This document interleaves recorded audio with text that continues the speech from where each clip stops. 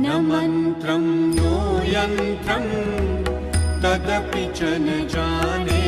स्तुतिमहो न चाह्वानं ध्यानं तदपि च न जाने स्तुतिकथाः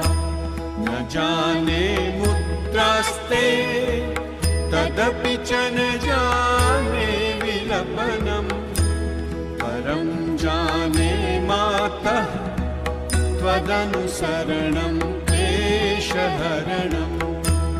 विधेरज्ञानेन द्रविणविरहेणालसतया विधेया शक्यत्वात् तव चरणयोर्याच्युतिरभूत्